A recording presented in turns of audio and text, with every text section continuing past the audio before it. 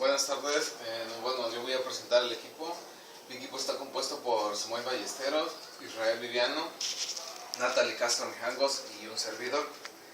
Esta es nuestra investigación sobre la integridad y diccionario de base de datos. Bueno, primero vamos a ver lo que es la integridad referencial. Y primeramente va a ser el concepto de integridad referencial. Dice que es una propiedad deseable en las bases de datos. Gracias a la integridad referencial se garantiza que una entidad siempre se relaciona con otras entidades válidas, es decir, que existen en las bases de datos. Esto implica que en todo momento dichos datos sean correctos, sin repeticiones innecesarias, datos perdidos y relaciones mal resueltas. En otras palabras, la integridad lo que quiere decir es corregir todo lo que esté incorrecto en alguna base de datos, ya sean datos erróneos, palabras mal escritas, etc. La siguiente tenemos la función de la integridad referencial. Dice que supongamos una base de datos con las entidades persona y factura. Toda factura corresponde a una persona y solamente una. Implica que en todo momento dichos datos sean correctos, sin repeticiones innecesarias, datos perdidos y relaciones mal resueltas. Supongamos que una persona se identifica por su atributo DNI, su documento nacional de identidad. También tendrá otros atributos como el nombre y dirección. La entidad factura debe tener un atributo DNI cliente que identifique a quién pertenece la factura. Por sentido común, es evidente que todo valor de DNI cliente debe corresponder a algún valor existente, DNI de la entidad persona. Esta es la idea intuitiva de la integridad referencial.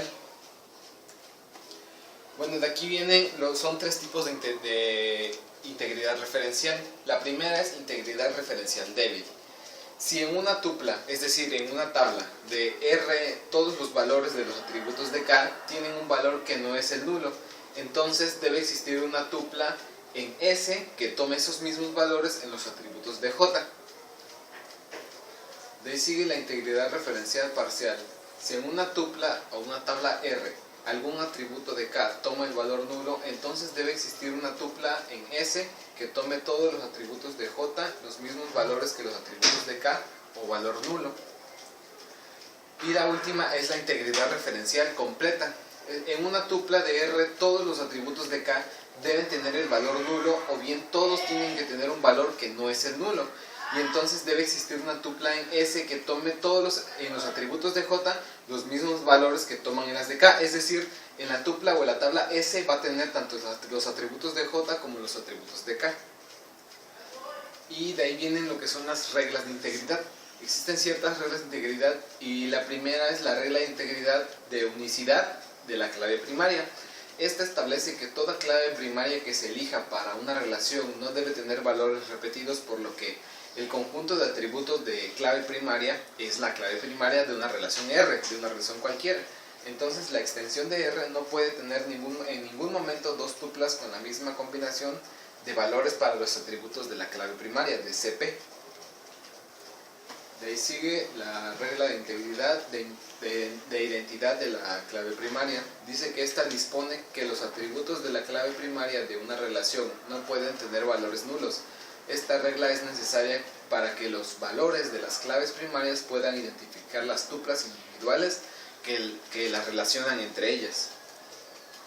Y de ahí sigue la regla de integridad referencial.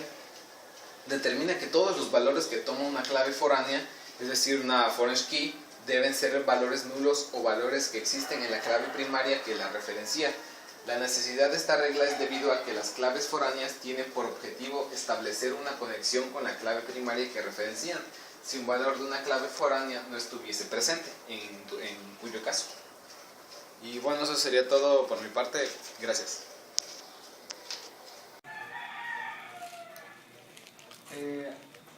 A mí me tocó lo que es el concepto de diccionario de datos. Se dice que es un listado de todos los elementos que forman parte del flujo de datos en todo el sistema. El diccionario de datos también se encarga de guardar los detalles y descripción de todos esos elementos que se centran alrededor de los datos y la forma en que están estructurados para satisfacer los requerimientos y las necesidades de los usuarios y de la organización.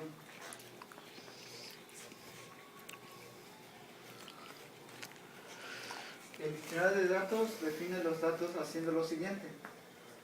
Describe el significado de los flujos y almacenes que se muestran en el diagrama de flujo de datos. Describe la composición de agregados de paquetes de datos que se mueven a lo largo de los flujos, es decir, paquetes complejos que pueden descomponerse en unidades más elementales. Describe la composición de los paquetes de datos de los almacenes y, por último, especifica los valores y unidades relevantes de piezas elementales de información en los flujos de datos y los almacenes de datos.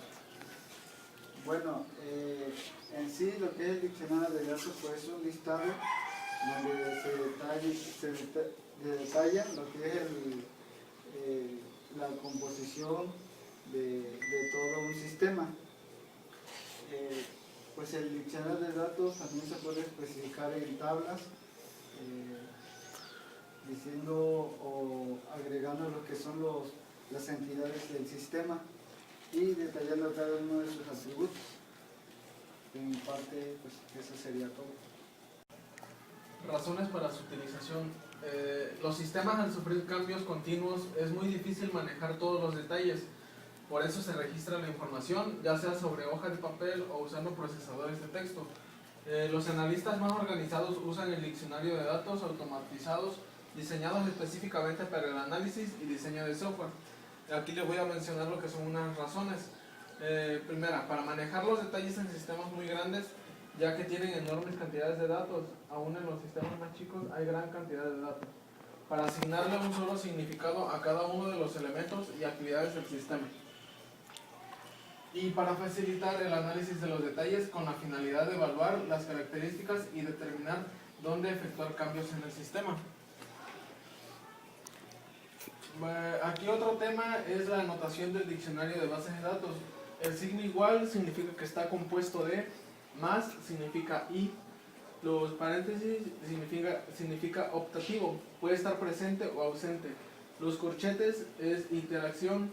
Los segundos corchetes significan seleccionar una de varias alternativas. Los dos asteriscos significan que es un comentario.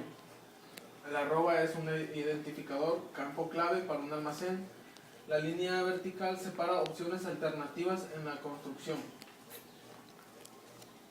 Aquí tenemos lo que es un ejemplo de un diccionario de base de datos y una descripción de tablas. Como ejemplo, como título le pusimos Sistema de Control Escolar Administrativo. La tabla se llama taller.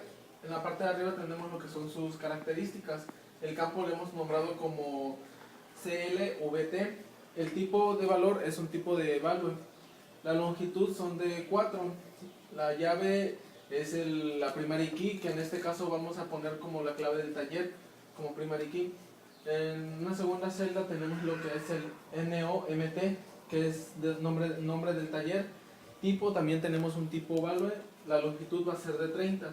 En llave no le vamos a poner nada porque ya hemos declarado la primary key en clave del taller. Y la descripción es un nombre del taller. De mi parte sería todo.